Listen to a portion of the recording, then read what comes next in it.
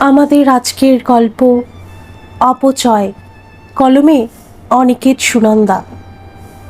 বাথরুমের জলের ট্যাপটা কে খুলে রেখেছে? তোদের আর বোঝাতে পারলাম না, এভাবে জলের অপচয় করিস নে। কথাগুলো বাড়ির কর্ত্রী সর্বাণী বেশ চেঁচিয়েই বলেন। সবে মাত্র ছেলে বউ স্নান সেরে ঘরে ঢুকেছে, এরই মধ্যেই চেঁচামেচি। পুত্রবধূ উর্মিলা চাকুরিরতা, তাড়াহুড়োতে হয়তো ভালো করে নলটা লাগানো হয়নি, এতেই এই। সর্বাণী একজন অতি সতর্ক গৃহিণী, বিশেষত অপচয় ব্যাপারে খুব সাবধানতার সাথেই চলেন। বৌমারাই শুধু নয়, তার এই নজরদারি থেকে নিজের ছেলেমেয়েরাও বাদ যায় না। তাই রোজকার মতোই উর্মিলা ছুটে যায় স্নান ঘরের দিকে। জলের টেপটা শক্ত করে বন্ধ করে, যেন এক বিন্দু জলও না পড়ে। সর্বাণীর দিকে তীক্ষ্ণ দৃষ্টি ফেলে বলে উর্মিলা, এই এক দু ফোঁটা জল পড়ছিল বলে বাড়ি মাথায় তুলেছেন? লাগিয়ে দিয়ে এসেছি বলেই হন হন করে ঘরে গিয়ে ঢোকে। সর্বাণীর সাথেই ছোট বউয়ের একটানা একটানি লেগেই থাকে। আসলে দুজনেই নিজ নিজ ক্ষেত্রে একাধিপত্যে অভ্যস্ত, তবে কথা কাটাকাটি হলেও খুব চাপা গলায়, অতি সাবধানে। বড় বউ করবি বেশ মন বুঝে চলে সর্বাণীর, তাই তার প্রতি আলাদা মায়া শাশুড়ির। বড় ছেলে রমেন আর ছোট সৌমেন দুজনেই পৈতৃক ব্যবসা সামলাচ্ছে। সর্বাণীর স্বামী গত হয়েছেন 2 বছর হলো। তার এই অক্লান্ত পরিশ্রমের ফসল শহরের প্রাণকেন্দ্রে 3টি শোরুম, ব্যানার্জি অ্যান্ড কোংয়ের। এক মেয়ে চিত্রা নিজের পছন্দের ছেলের সাথেই বিয়ে দিয়েছেন। সরকারি চাকরি করে তার স্বামী। এক কথায় সুখের স্বাচ্ছন্দ্যে তার পরিবার পরিপূর্ণ। চিত্রা একমাত্র মেয়ে বলেই হয়তো একটু বেশি আদরের। ব্যস্ত জীবনের ফাঁকে প্রতি মাসে একবার করে মাকে দেখে যায়। থাকতে পারে না, ছেলের পড়ার চাপ, সংসারের নানান ঝামেলা, তবুও দুদণ্ড মেয়ের কাছে মনের কথা বলেই তৃপ্তি পান তিনি। শুধু সর্বাণীর হিসেব করে চলা একই রকম রয়ে গেল। কোন ঘরে অকারণে লাইট জ্বলছে, কিংবা টিভি অন করে কে ঘুমিয়ে পড়েছে বা ভাত ফেলেছে, সব দিকেই তার সুতীক্ষ্ণ নজরদারি। একটু এদিক ওদিক হলেই বাড়ি মাথায় তোলেন। এ বাড়ির ছোট থেকে বড় সবাই সর্বাণীর এই স্বভাব জানে বলেই সেভাবেই চলে। মোদ্দা কথা, অপচয় করা তার একান্ত অপছন্দের। ঘরের ভেতরে ঢুকেই সবেমাত্র ঘুম থেকে ওঠা স্বামীকে দেখে তেলে বেগুনে জ্বলে উঠল। তোমার মা এখন দেখছেন না কেন কিভাবে সময়ের অপচয় করছো? ছেলের বেলায় ছাড়। বলতে বলতেই আলমারি খুলে ভালো একটা শাড়ি নিল। অফিস আছে। সৌমেন ভ্যাবাচাকা খেয়ে জানতে চাইল, কি হয়েছে তোমার, বলো তো। কি আর হবে, কপাল গুণে এমন মিতব্যয়ী শাশুড়ি জুটেছেন। পান থেকে চুন খসলেই বাড়ি মাথায়। হয়েছেটা কি, না বলে সকাল সকাল এত রাগ দেখালে হয়? কি আর বলবো, আজ বাথরুমে জলের ট্যাপটা একটু ঢিলে ছিল, আমি স্নান সেরে সবেই এসেছি। তোমার মা জলের অপচয় হচ্ছে বলে বাড়ি মাথায় তুললেন। এইবার ঘটনাটা বুঝতে পেরে সৌমেন গা এলিয়ে বসে, মুখে শুধু বলে অ। সৌমেনের এহেন নির্লিপ্ত ভাব দেখে আরও রাগ উঠল উর্মিলার। এটা তোমার কাছে কিছুই না? এটা তো ভালোর জন্যই বলেছেন, এতে এত মাথা গরম করার কি আছে? তুমিও না। এমনি এমনি মাথা গরম হয় না, অলওয়েজ নজরদারি করবেন। গত পরশুদিন টিভি দেখছিলাম, এমনই সময় মায়ের ফোন পেয়ে কথা বলছি, হুট করে এসে টিভি অফ করে দিলেন। বললেন ফোন করা শেষ হলে টিভি দেখতে। ভাবতে পারো? ভেজা চুলটা আঁচড়াতে গিয়ে আয়নায় দেখে সৌমেনের হাবভাব, বেশ বিরক্ত যেন। মনে মনে ভাবে উর্মিলা, হবে নাই বা কেন, মার ছেলে তো, মায়ের ভক্ত সবাই। করবী রান্নাঘরে কাছের মেয়েটিকে ইঙ্গিত করে বলে, দেখলি তো, এই হলো শিক্ষিতা বউ। বাড়ির পুরনো ঝি মালতী আদেও কিছু দেখে না থাকলেও করবীর বর্ণনার দৌলতে মানসচক্ষে সব দেখে নেয়। নিজের মতামত জানানো কর্তব্য ভেবেই মালতী বলে, আসলেই তোমার তুলনা হয় না বড় বৌদি, কোথায় তুমি আর কোথায় ছোট বৌদি? এত বছর ধরে দেখছি তো কখনো গিন্নিমার মুখের ওপর কিচ্ছুটি বলনি। আর আর কি বলতো? কে জানে, কিন্তু মাঝ পথেই থেমে গেল মালতী। উর্মিলা রান্নাঘরের দিকে ঢুকছে। ব্যস্ত হয়ে করবীর উদ্দেশ্যে বলল, দিদি, সকালের খাবারের কি হবে আজ? হয়ে গেছে। এত বেলায় সকালের খাবার বানাতে বসলে দুপুর গড়াবেছে। বেশ মধু ঢেলেই কথাগুলো বলা হলেও এর তিক্ততা উর্মিলার মুখ কালো করে দিল। চাকরি করে বলেই সকাল সকাল যতটুকু সম্ভব হেল্প করতে চায়, কিন্তু করবী প্রতি মুহূর্তে তার অপারগতার কথা মনে করিয়ে দিতে ভোলে না। এই অপারগতা, সারাদিন বাড়িতে না থাকার অপারগতা। নিজেকে সামলে নিয়ে আবারও বলে উর্মিলা, তাহলে কি করতে হবে বলে দাও, আমি করে দিচ্ছি। করবী আবার প্রয়োজন অতিরিক্ত মধু ঢেলে বলে, কিছু করতে হবে না ভাই, মালতী আছে তো, তুমি বরং রেডি হয়ে যাও, অফিস আছে যে। এবার তীক্ষ্ণ স্বরে জবাব দিল উর্মিলা, অফিস আছে বলেই তো এলাম, কিছু হেল্প করতে পারি কিনা ভেবে। এখন মনে হচ্ছে এটা তো তোমার অফিস দিদি, তোমার কাজ কি আর আমি পারবো? বলেই উত্তরের অপেক্ষা না করে বেরিয়ে যায় রান্নাঘর থেকে। এদিকে করবী অপমানে লজ্জায় লাল হয়ে আবার মালতীকে সাক্ষী রেখে বলে, দেখলি দেখলি তো কত বড় কথা বলে গেল, কত সাহস। মালতীও স্বভাব সুলভ সঙ্গ দিল, দেমাক বৌদি দেমাক, চাকরি করে বলেই এত সাহস পায়। আমি বাড়ির ঝি, আমার অত শত বলে লাভ নেই, তোমাদের সংসার তোমরা বুঝবে। ঘৃতাহুতির মতো কাজ করলো দেমাক শব্দটা। করবী সবিস্তারে শাশুড়ির কানে দেয় কথাটা। সেদিন সন্ধ্যের চায়ের আসরে সর্বাণী কথাটা তুললেন, উর্মিলা, আজকে তোমার দিদিকে কি বলেছ? উর্মিলা বিব্রত বোধ করে করবীর দিকে তাকালো। দুজনের মাঝের কথা, অথচ শাশুড়ির কানে পৌঁছে গেল। করবীও কিছুটা হতভম্ব। এইভাবে যে শাশুড়ি মা এ সময় কথাটা তুলবেন তা সেও ভাবেনি। ইচ্ছে ছিল উস্কে দেওয়া, যেন তার আসনটি অক্ষত থাকে, কিন্তু এ কি বিষম বিব্রতকর অবস্থায় ফেললেন সর্বাণী। স্পষ্ট বক্তা উর্মিলা বলল, বলেছি এই কথাটা, যে বলেছে সে নিশ্চয়ই কি বলেছি সেটা বলতে ভোলেনি মা। সর্বাণীর মাথা গরম হলেও সেটা প্রকাশ করলেন না। স্থির কণ্ঠে বললেন, হ্যাঁ তাও বলেছে, কিন্তু এক পক্ষের কথা শুনে কি করে মানব বলতো? উর্মিলা উত্তর দিল না। করবীও কেমন অপ্রস্তুত হয়ে পড়ল। হয়তো কথাটা বলাটা বাড়াবাড়ি হয়ে গেছে। সর্বাণী বললেন, তুমি শিক্ষিতা, চাকুরে, এরকম ভাবে বড়দের বলা কি মানায় তোমার? তুমি যেমন বাইরের কাজ করো, সেও তো ঘর সামলায়, কেউ কম বা কেউ বেশি নয়, আমার কাছে দুজনেই সমান। এবার উর্মিলা ধীর কণ্ঠে বলল, আমার ভুল হয়ে গেছে। করবীও সাথে সাথেই বলল, ওরম করে বলো না ভাই, আমি বড় হিসেবে মানিয়ে নিতে পারতাম, ভুল আমারও হয়েছে। সর্বাণীর কড়া গলায় দুজনকে সতর্ক করে দিলেন। আর বড় বৌমা, বাড়ির ঝি চাকরদের সাথে ঘরের কথা বলতে যেমন নেই, তেমনি তাদের বলার সুযোগও দিতে নেই। দুই বউ মাথা নিচু করে নিজেদের ভুল বুঝতে পেরে অনুতপ্তও হয়। সর্বাণীর স্মিত হাসিতে জহুরির তৃপ্তি। এদের চিনতে ভুল করেনি, কারণ দুই যায় যতই মনোমালিন্য হোক, সেটা কয়েক ঘন্টার বেশি স্থায়ী হয় না। সারা জীবনের সঞ্চয় তো এই সংসারটাই তার। ছেলে দুটোতে তেমন ভরসা করতে না পারলেও মেয়ে চিত্রাকে তার সবকিছুই নিংড়ে দিয়েছেন তিনি। তবুও সান্ত্বনা, মেয়েটি ছেলে দুটোর মতো অত টাকা টাকা করেও না, চেনেও না, আর বৌমা দুটিও মনের দিক থেকেই ভালো। যাক, সব মিলিয়ে সর্বাণী দেবীর সংসার চলতে থাকে বেশ একটা অম্লমধুর ছন্দে। রমেনের কালো মুখ দেখে দুদিন ধরে আঁচ করতে পারছিলেন সর্বাণী।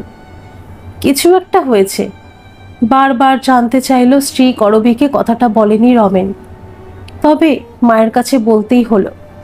তিনটি দোকানের এত চাপ আর নিতে পারছি না মা, আমারও তো বয়স হচ্ছে, কতদিন এভাবে সমস্ত দুশ্চিন্তা মাথায় নিয়ে ঘুরে বেড়াবো। সর্বাণী দেবী বিচক্ষণতার সাথে সোজা কাজের কথা বললেন। কিভাবে দুশ্চিন্তা কমবে খোকন? আমতা আমতা করে বলে রমেন। বলছিলাম যদি দুই ভাই দুটো দোকানের সমস্ত ভার নেই। আর কঠিন কণ্ঠে প্রশ্ন করলেন সর্বাণী। আর আর সেন্ট্রাল রোডের দোকান তোমার নামেই থাকুক, পরে ভাবা চাপে। এখন যেমন দুজনে মিলে দেখছি সেভাবেই চলবে। কথাগুলো বলেই কিছুটা দম নিল রমেন। স্তব্ধ হয়ে তাকিয়ে থেকে ছেলের আসল অভিপ্রায় বুঝতে চেষ্টা করেন। ভাগ, তার জীবিত অবস্থায় তার ছেলেরা ভাগাভাগি করে নিতে চায়। বুকের ভেতরটা হাহাকার করতে থাকলেও মুখে বলেন, সৌমেনও কি এটাই চায়? একটু বিরক্ত হয়ে বলে রমেন, ওর ব্যাপারে আমি বলবো কেন, তুমি ওকে জিজ্ঞেস করে নাও। সর্বাণীর বুঝতে দেরি হয় না, দুই ভাইয়ের আগের হৃদ্যতা নেই, নয়তো আগে একজন বলার আগেই অন্যজন সেটা বুঝে নিত। আর আজ সর্বাণী সৌমেনকে ডাক পাঠাতেই সে ঘরে এসে ঢুকলো। দাদাকে দেখা মাত্রই তার সন্দিগ্ধ তীর্যক চাউনি চোখ এড়ালো না সর্বাণীর। আস্তে আস্তে জানতে চাইলেন সর্বাণী, তোর দাদার ইচ্ছে দোকানগুলো তোদের ভাগ করে দিই। সেন্ট্রাল রোডের দোকানটা আমার নামেই থাকবে, যদিও সেটার আমার অবর্তমানে চিত্রাই পাবে, বাকি দুটো তোদের। কি বলিস? সৌমেন একটুও অবাক হলো না, যেন তারও এটাই একান্ত ইচ্ছে। বলল, তাহলে তো ভালোই হয়, এমনিতেও টাকা পয়সার হিসেব রাখা অনেক কষ্টকর, এছাড়া ট্যাক্সের ঝামেলা। আলাদা নামে থাকলে কিছুটা কাজের চাপও কমবে। আর তুমি চাইলে চিত্রাকে এখনও লিখে দিতেই পারো মা, এতে আমাদের আপত্তি নেই। সর্বাণী হতবাক হয়ে দেখেন তার আদর্শের শিক্ষায় বড় হয়ে ওঠা ছেলেদের। নিজের ভাগ বুঝে নিয়ে তবেই বোনকে উদ্বৃত্তটা দিতে আপত্তি নেই। মুখে সে কথা বলেন না, আলাদা হয়ে গেলে চাপ কমে, এমন কথা তো শুনিনি রে। একসাথে থাকলেই বরং কঠিন কাজও সহজ হয়, এটাই জানতাম। আক্ষেপের সুরেই বলে ওঠেন বৃদ্ধা সর্বাণী। রমেন বিরক্ত হয়েই বলে, ওসব কথা এখনকার সময় অচল মা, আর তুমি বা এত সেন্টিমেন্টাল হচ্ছ কেন? সংসার দুভাগ করতে তো বলছি না। আহত বোধ করলেও আর কথা বললেন না সর্বাণী। ধীরে ধীরে উঠে বেরিয়ে নিচের ঘরে গিয়ে ঢুকলেন। মা বেরিয়ে যেতেই সৌমেন তীক্ষ্ণ স্বরে বলে, মাকে আজকেই বলতে হলো? দুদিন সবুর করা গেল না? কারণ সিচুয়েশন হাতের বাইরে চলে যাচ্ছে তাই। আমি তোর চেয়ে বয়সে বড়, তাই না বুঝে নিশ্চয়ই বলিনি। রমেন গম্ভীর গলায় বলে উঠে দাঁড়ায়। সৌমেনও আর কথা বাড়ায় না, মনে মনে ভাবে ভালোই হলো। দোকান ভাগের পর সর্বাণী নিজে থেকেই সংসারও আলাদা করতেই চেয়েছিলেন, কিন্তু দুই ছেলের একজনও এতে মত দিল না। সুতরাং সংসার আগের মতোই চলছিল। দেখা গেল রমেন আর সৌমেনের মধ্যে সম্পর্কটা একই আছে। সব কথায় পরামর্শ করে নিয়েই কাজ করে দুজনেই। সর্বাণী অবাক হন, অথচ দোকান ভাগ করার জন্য কেমন উঠে পড়ে লেগেছিল ওরাই। সত্যি এই যুগের ছেলে মেয়েদের বোঝা মুশকিল। যাই হোক, মাস ছয়েক বাদে চিত্রা মায়ের কাছে এসেছে, তবে আজকের ব্যস্ততা নেই যেন। মাকে বলে, ভাবছি আজকের রাতটা তোমার কাছেই থেকে যাব মা, কতদিন ঘুমাইনি তোমাকে জড়িয়ে। বেশ তো, বিয়ের 10 বছরের সেই যে দিরাগমনের সময় আর 2 বছর আগে তোর বাবার শেষ কাজে থেকেই ছিলি। কত বলি থেকে যা, মনে মনে আপ্লুত মায়ের প্রাণ। সময় পাই না মা, ও বাড়িতে সব দায়িত্ব আমার একার। ঘর সামলানো, ছেলের পড়া, আত্মীয় স্বজন, তাছাড়া অতনুও তো বাইরে বাইরে থাকে। শত হলেও পরের অধীনেই চাকরি, 2 পয়সার জন্য লাখ টাকার খাটনি। শেষের কথায় কেমন যেন আক্ষেপের সুর বাজল। সে কি কথা, সরকারি চাকরি করছে, সবাই পায় নাকি? আর চাকরি করলে একটু ব্যস্ততা তো থাকবেই, অফিসার বলে কথা, বেশ গর্ব করে বললেন সর্বাণী। অফিসার না ছাই, ওই তো বেতন, তাই দিয়ে এখনকার সময় চলে? কিচ্ছু হয় না মা, চাকুরিদের সব হিসেবেই চলে, চাইলেও একটু বেশি খরচ চলবে না। ধুর, এবারও বেশ আক্ষেপ করে চিত্রা। সর্বাণীর কেমন যেন খটকা লাগলো মনে, তবুও স্বভাবসিদ্ধভাবেই বললেন, তা এত খরচ করা কেন? হিসেব করে চললেই তো সঞ্চয় সম্ভব। এই যে দেখ না, তোর বাবা যে এই বিশাল সম্পদ করে গেছেন, মিতব্যয়ী না হলে সম্ভব হতো? তিল তিল করে সঞ্চয়, তবেই তো।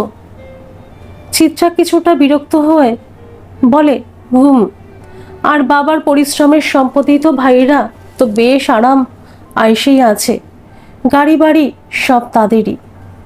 কথাগুলো সর্বাণীর মনঃপুত হলো না, তবুও এতদিন পরে মেয়ে থাকবে বলে এসেছে, তাই কথাটা ধামাচাপা দিতেই বলে উঠলেন, আচ্ছা, বাকি কথা পরে হবে ক্ষণ, এখন তুই কাপড় জামা ছেড়ে নে, আমি ওদের বলিকে, কেমন?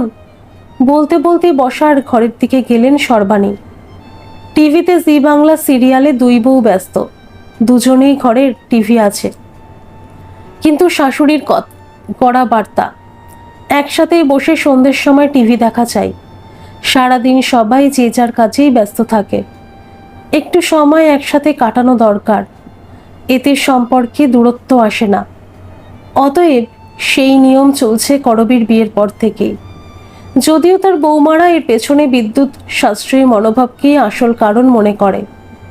যাই হোক, সন্ধ্যা রাতে সবাই মিলে আড্ডা দিয়ে টিভি দেখারও আলাদাই মজা। শুনছো বৌমা, চিত্রা আজকে থাকবে বলেছে। খুশি হয় করবী, উর্মিলাও খুশি হয়ে বলে, সেই যে এলো চিত্রা, এই মুখও হলো না, ওকেও বলুন না এ ঘরে একসাথে গল্প করা যাবে। গল্প করবে সে তো ভালো কথা, কিন্তু রান্নার দিকটাও তো সামলাতে হবে, সারাদিন করবী তো একাই সব করে। সর্বাণী বলতেই উর্মিলা একটু অপ্রস্তুত হয়। সত্যি তো, সারাদিনের ঝামেলা তো তাকে পায় না, তবে রাতে দুজনে মিলেই রান্নার কাজ করে। সপ্রতিভ উর্মিলা বলে উঠল, মা, গল্প করতে করতেও কাজ করা যায়, আপনি ওকে এখানে আসতেই বলুন। করবী বলে, হ্যাঁ মা, আমরা রোজই তো গল্প করতে করতেই কাজ করি, আজকে বরং ভালোই হলো, চিত্রাও আছে। তা রান্নার কি ব্যবস্থা হবে? মাংস রান্না করাই আছে, আর ফ্রিজে মাছ আছে, একটু ঝাল করে নিলেই হবে, আপনি ভাববেন না মা। করবীর কথা শুনে নিশ্চিন্ত হলেন সর্বাণী। এতদিন পর মেয়েটা থাকবে, একটু ভালো মন্দ না খাওয়াতে পারলে মায়ের মন কি শান্তি পায়? সে রাতে খাওয়া দাওয়া শেষে মায়ের কাছে আসল কথাটা পারে চিত্রা। তার থেকে যাওয়াটা অহেতুক নয় মোটেই। তিনটি দোকান দুই ভাই ভোগ করবে, আর তার বেলায় কিছুই নেই, তা হতে পারে না। সোজাসুজি কথাটা বলে দম নিল চিত্রা। সর্বাণীর মুখ অন্ধকার। মায়ের জন্য নয়, মায়ের নামের দোকানের মালিকানার জন্যই মেয়ের আগমন।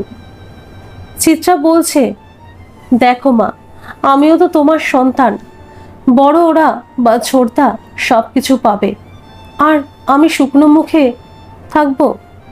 মেয়ের এই নির্লজ্জ লোভের পরিচয় সর্বাণীর ভেতরটাকে তছনছ করে দিচ্ছিল। তাছাড়া আমার বিয়েতে তেমন কিছুই তো দিলে না, ওই টিভি ফ্রিজ, আর তোমার ঘরে দেখো এসি, দামি গাড়ি, ডিশওয়াশার, আরও কত কি।